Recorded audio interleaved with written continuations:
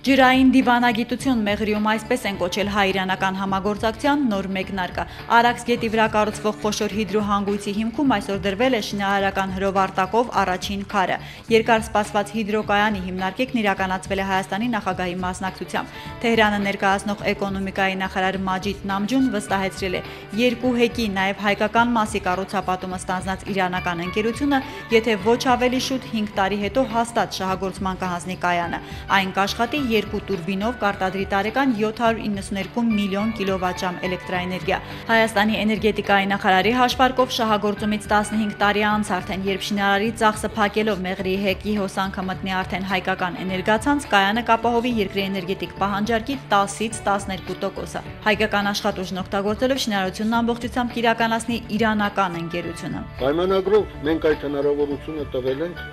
որպեսզի կառուցող ընկերությունը հնարավորություն ունենա տնտեսապես էֆեկտիվ ընտրելու, առավելագույնս ներգրավելով հայկական կողմին։ Լաբորատորիա արդյունքում հայտնաբերվել են աղիքային ցուպիկի մանրէներ, մեծամասամբ չանախ արտադրատես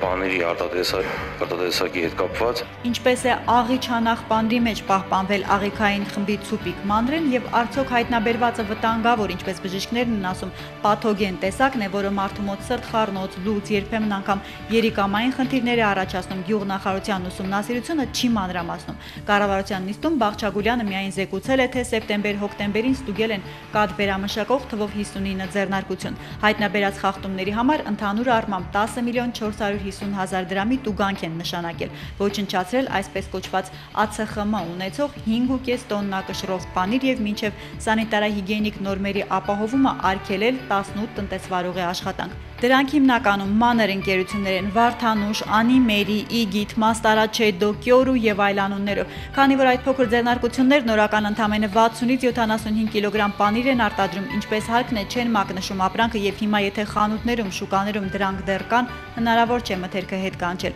Խոշոր պանրագործարանների մոտ շեղումները թույլատրելի սահմաններում են, ասել է Բաղչագուլյանը, տեղեկացրել, որ անհատներին չգրանցված ընկերություններին չեն էլ կարողանում ստուգել։ Կառավարությունից Բաղչագուլյանը մեղավորներին պատժելու խստացում է խնդրում։ Իր հերթին վարչապետը տնտեսվարողներին զգուշացրել է, սննդի որակի ստուգումներն այսուհետև պարբերական են դառնալու։ Հաջորդ մեծ ուսումնասիրությունը կլինի մսամթերքի ձեռնարկություններում։ Այսօր մենք Հայաստանի Հանրապետությունում ներ ենք դնում մոնիտորինգի համակարգ,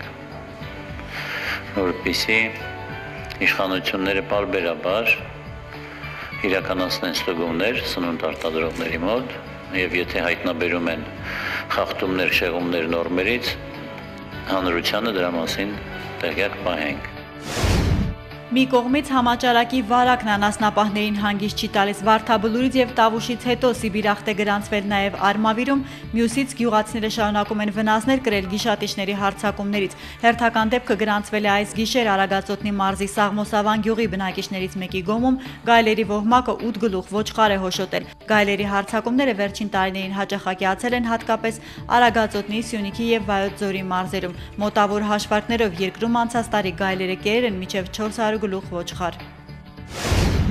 Աչքալուսանք տնտեսվարողներին կառավարությունը կես տարով հետաձգեց նոր տիպի ՀԴՄ-ներին անցնելու ժամկետը։ Ամսվա կտրվածքով ավելացած արժեքի հարկ վճարող մինչև 500 միլիոն դրամի իրացման շրջանառություն ունեցողներից, եթե մինչև հիմա պահանջվում էր ամենաուշը հունվարի 1-ին տեղադրել չիպային հիշողությամբ եւ ինտերնետ միացում ունեցող հսկիչ դրամարկղային թանկարժեք այդ սարքերը, գործադրի այսօրվա որոշմամբ պահանջնուժի մեջ կմտնի միայն 2013 թվականի ամռանը հուլիսի 1-ից։ Կես միլիարդ դրամից քիչ շրջանառություն ունեցող փոքր ընկերությունները նոր տիպի ՀԴՄ-ներով կաշխատեն 2015 թվականից։ Որպեսզի գործընթացը ավելի սահուն կազմակերպվի եւ մեր տնտեսավարող սուբյեկտները ժամանակային առումով խնդիրներ չունենան հստակ դրամարկղային մեքենաներ ձեռք բերելու եւ ներդնելու հետ կապված, նախատեսվեց, որ այդ ժամանակահատ ժամկետը 2013 թվականի հունվարի 1-ից վերջնաժամկետը կտեղափոխվի մինչև 2013 թվականի հուլիսի 1-ը։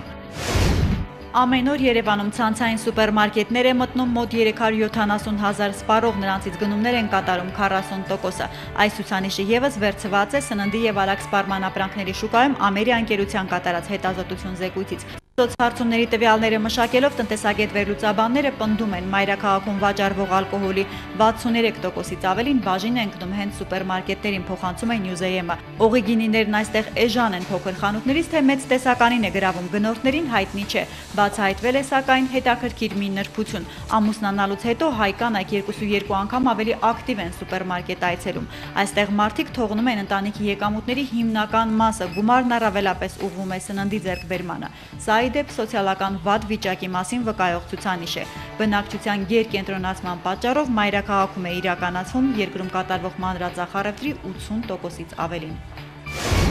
Օգնիր եղբորդ նախաձեռնող խումբն այսօր Հայաստանից Սիրիա է ուղարկել մարդասիրական օգնության նոր խմբականակ։ 13 տոննա բեռը դարձյալ սննդամթերք է։ Ապրանքներին այս անգամ ավելացել են կաթի փոշին եւ 1 տոննա քաշով պանիրը։ Քանի որ բեռը Զվարթնոցից Հալեպ է ճանապարհվել ոչ թե նախատեսածի պես սիրիական ավիաուղիներով եւ Իրաքի օդային տարածքով, այլ Air Armenia ընկերության ինքնաթիռով, այն էլ Թուրքիայի երկնքով, օդանավը, ինչպես նախորդ դեպքում, այս անգամ նույնպես Էրզրումում պլանային վայրեջք է կատարել։ Սիրիա ուղարկվող բեռներում հիմնական զենք զինամթերք փնտրող թուրք ծառայողները շներով զննել են հայկական Ան-12 ինքնաթիռը եւ կասկածելի ոչինչ չգտնելով թույլատրել դրա հետագա թռիչքը դեպի Հալեպ։ Պատգամավորները դեռ ժամանակ ունեն, մինչև ուրբաթ երեկոյան ժամը 6-ը կարող են առաջարկներ եւ լրացումներ մտցնել 2013 թվականի բյուջեի նախագիծ։ Խորհրդարանի հանձնաժողովային քննարկումներն ավարտվել են, ստացած բոլոր առաջարկություններով հանդերձ եկող տարվա համար կազմված երկրի գլխավոր ֆինանսական փաստաթուղթը երկուշաբթի արդեն կքննարկվի ազգային ժողովի լիագումար նիստում։ Ազգային ժողովի բյուջետային հանձնաժողովի նախագահն այսօր շտապել է ասել, որ դրական եզրակացներ Մարդու իրավունքների պաշտպանի գրասենյակի ֆինանսավորումը 11 միլիոն դրամով ավելացնելու օմբուդսմենի խնդրանքին։ Հակառակ բոլոր քննադատություններին Գագիկ Մինասյանը ոգևորված է գալիք բյուջեի ցուցանիշներով։ Եթե դուք նայեք ԱՊՀ երկրներում, ապա չգտնի մի երկիր, որը նավթ ու գազ չի արտահանում եւ ունի այդպիսի բարձր շարունակական հնայի աճի տեմպեր։ Չեմ կարող ասել, որ կեղծ դեղ չկա, որովհետև դա բոլոր զարգացած երկրներում եւս կա, բայց մեր հանրապետությունում որ նրա քանակը քիչ է, այսինքն մեր 5%-ի 5%-ի սահմաններում է գտնվում։ Ուկրաինայի 25-ից 30% կեղծումների, նաև ռուսական շուկայում հանդիպող մեծածավալ կեղծված դեղորայքի համեմատ Հայաստանի վիճակը ոչ միայն բարվոք է, այլ մոտ իդեալականին, ասում են մասնագետները։ Մանավանդ որ հայտնաբերած դեպքերում դրանք նույնիսկ դեղեր չեն եղել, այլ սննդային հավելումներ։ Կեղծ հաբերիկ, սուպների եւ ներկրման նյութերի դեղատներում հայտնվելը կանխելու գործը մեր երկիրը սկսում է մաքսային սահմանից։ Կեղծ դեղերի բիզնեսով փող դիզելու հեռանկարից մարդկանց հետ պահելու նպատակով սահմանված են նաև խիստ պատժամիջոցներ, ընդհուպ միջև տնտեսվարողի ազատազրկում։ Այդուհանդերձ ըստ առողջապահության նախարարության խնդիրներից ամբողջությամբ խուսափելու համար հանրապետությանն անհրաժեշտ է դեղերի շրջանառությունը կարգավորող նոր օրենք։ Ոլորտում էլ ինչ քայլեր կատարել Հայաստանը կկողմնորոշվի ԱՊՀ երկրների եւ Վրաստանի համար Երևանում Եվրոպայի խորհրդի նախաձեռնած դասընթաց հանդիպմանը։ Ջերմ արևոտ աշնանային օրերը կարծես վերջացան, եղանակը սկսում է ցրտել։ Ուրբաթ երեկոյից սկսած երկրում կհաստատվի մառախլապատ անձրևոտ ցիկլոն, իր հետ բերելով տեղումներ եւ օդի ջերմաստիճանի աստիճանական նվազում։ Նոյեմբերի 9-ից 12-ը ջերմաստիճանը կտրուկ 12-ից 12 աստիճանով կիջնի հանրապետության արևելյան շրջաններում։ Տավուշ Լոռիում ցերեկը կցրտի մինչև 6 աստիճան Ցելսիուս։ Առավելագույն ջերմությունն այդ հատվածներում կլինի 12 աստիճանը։ Եղարքունիքում, Արագածոտնի լեռներում եւ Շիրակում գիշերներն արդեն 0-ից ցածր մինուս կլինի։ Երկրի մնացած բնակավայրերում ջերմաստիճանի անկումը կգրանցվի մինչև 8 աստիճանով։ Առաջիկա 5 օրերին խոնավ եղանակը կպահպանվի։ Երևանում անձրև կգա շաբաթ, կիրակի եւ երկուշաբթի օրերին, նաեւ երեքշաբթի գիշերը։ Նոյեմբերի 8-ին NASDAQ OMX Armenia հարթակում իրականացված արտարժույթի առողջարքի ծավալն ու միջին փոխարժեքը, նոյեմբերի 9-ի համար ձևավորված տարադրամի փոխարժեքները։